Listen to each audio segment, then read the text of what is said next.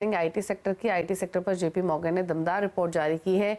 क्या है खास इस रिपोर्ट में, बताने के लिए हर्षदा सावंत हमारे साथ मौजूद हैं। तो बताइए हर्षदा, जेपी मॉर्गन का क्या कहना है आईटी सेक्टर को लेकर? जेपी मॉर्गन दरअसल पिछले 18 महीनों से अंडरवेट रहा है आईटी कंपनियों पर, लेकिन अब इवेंचुअली ये कह रहे हैं सिचुएशन थोड़ी थोड़ी बदलने लगी है। हालांकि इनकी रेटिंग में ज्यादा बदलाव नहीं है, ओवरऑल सेक्टर पर अंडरवेट से ही अब न्यूट्रल आए हैं, लेकिन कुछ चेंज देखने को मिला है। अब जेपी मॉर्गन बेसिकली ये कहता है कि इस साल यानी कि कैलेंडर ईयर 2024-25 में ग्रोथ में तेजी आती हुई दिखाई देगी, कुछ सिचुएशन इंप्रूव होगी और उसके 3-4 कारण है। सबसे पहले कॉस्ट सेविंग है कंपनियों की तरफ से।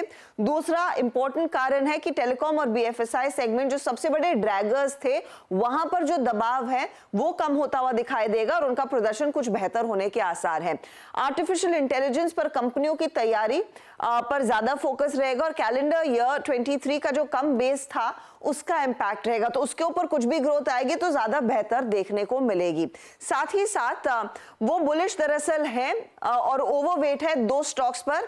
एक है इंफोसिस, दूसरा है एलटीटीएस यानी कि एल&टी टेक्नोलॉजीज पर।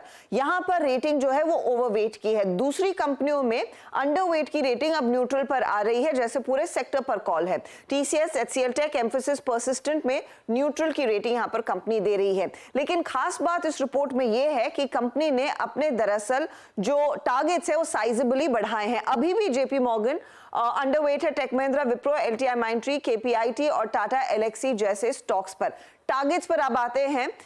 यहां पर जो है कंपनियों के टारगेट्स में 24 से 80% तक की बढ़त दरअसल जेपी मॉर्गन इनकलकेट कर रहा है। वो ये भी कह रहे हैं कि इनकी पीई में उछाल देखने को मिलेगा और ग्रोथ जो है वो दरअसल ज्यादा बेहतर रहेगी। जो ज्यादा इंटरेस्टिंग है उसमें आपको फोकस करना है इंफोसिस पर, क्योंकि पुराना टारगेट था 1400, स्टॉक 1490 के आसपास ही ट्रेड कर रहा है। नया टारगेट आया है 1800 का। बाकी कंपनियों में या तो स्टॉक उसके आसपास ही दिखाई दिया है, लेकिन ईदर वेज उन टारगेट्स में एक चेंज जेपी मॉर्गन कर रहा है। इंफोसिस के साथ साथ एलटीटीएस पर भी आपकी नजरें होनी चाहिए, क्योंकि वहां पर भी एक साइजेबल जंप देखने को मिल रहा है। कंपनी के टारगेट्स में इंप्रूवमेंट आया है और जेपी मॉर्गन को पूरा भरोसा है कि ये 2 स्टॉक्स दरअसल ज्यादा बेहतर परफॉर्म करेंगे, इसीलिए इन 2 कंपनियों पर वो इस समय ओवरवेट है।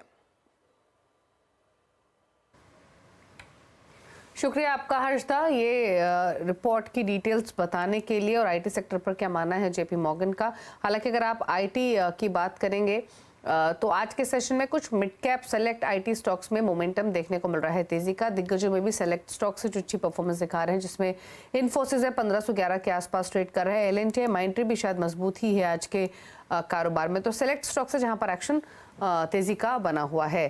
चलिए रुक रहे हैं इसी के साथ एक ब्रेक के लिए। ब्रेक के उस पर भी खबरें जारी हैं और साथ ही साथ खिलाड़ी नंबर 1 का अपडेट तो लेकर आएंगे ही, लेकिन ब्रेक में जाने से पहले आपको बता देते हैं एफएनओ गुरुकुल की शानदार सफलता के बाद सीएनबीसी आवाज ला रहा है एफएनओ गुरुकुल सीजन 2। दूसरा सीजन पहले के मुकाबले कहीं ज्यादा धमाकेदार होने जा रहा है।